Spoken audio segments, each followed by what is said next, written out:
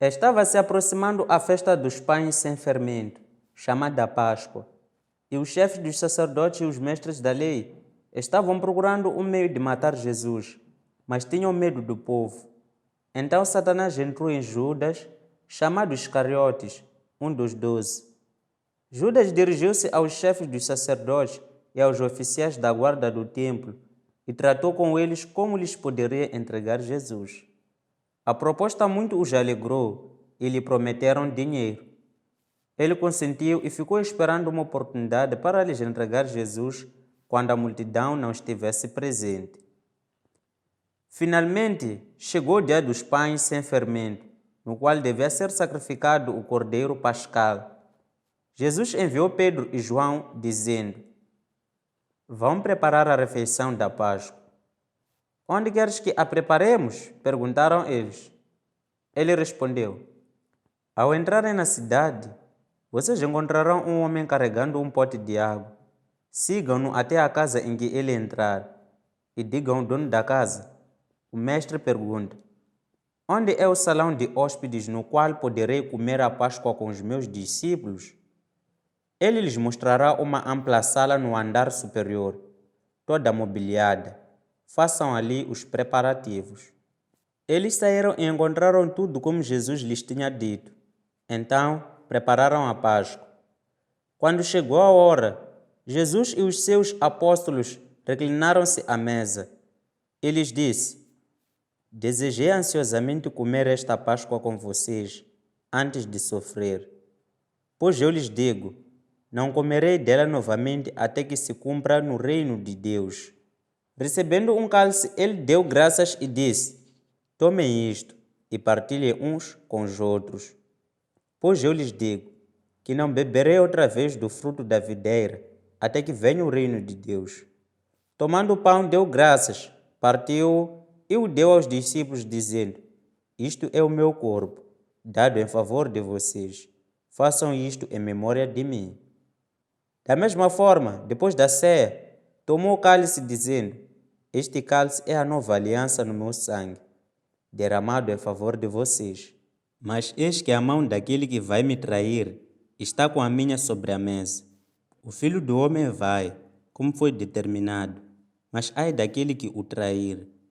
Eles começaram a perguntar entre si qual deles iria fazer aquilo. Surgiu também uma discussão entre eles, acerca de qual deles era considerado o maior. Jesus lhes disse: Os reis das nações dominam sobre elas, e os que exercem autoridade sobre elas são chamados benfeitores. Mas vocês não serão assim.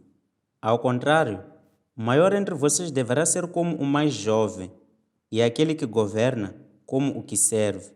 Pois quem é maior, o que está à mesa ou o que serve? Não é o que está à mesa, mas eu estou entre vocês como quem serve.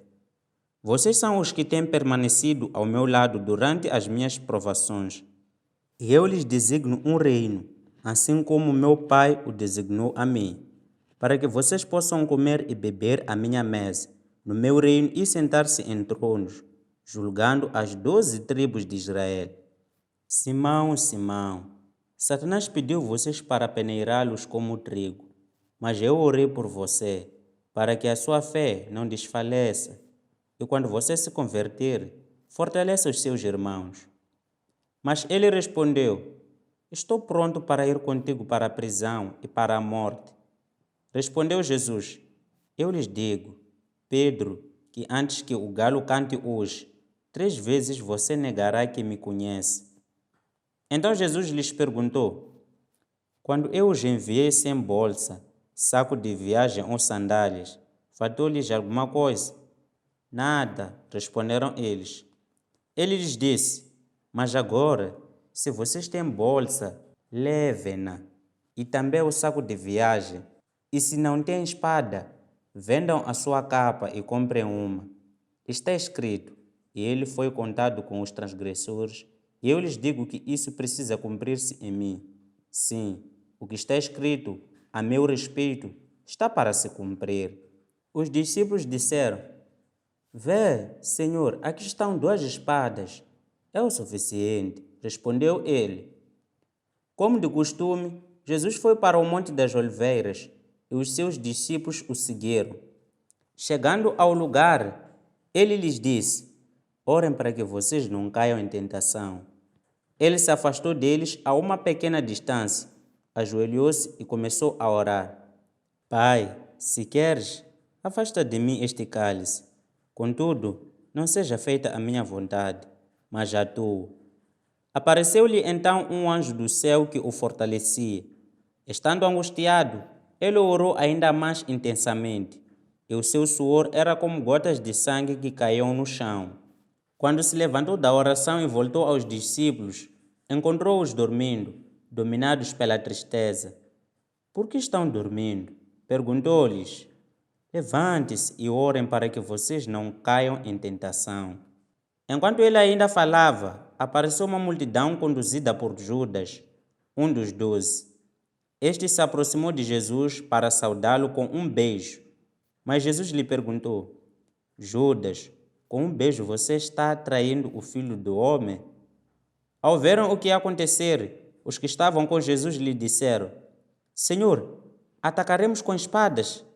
E um deles feriu o servo do sumo sacerdote, decepando-lhe a orelha direita. Jesus, porém, respondeu: Basta. E tocando na orelha do homem, ele o curou.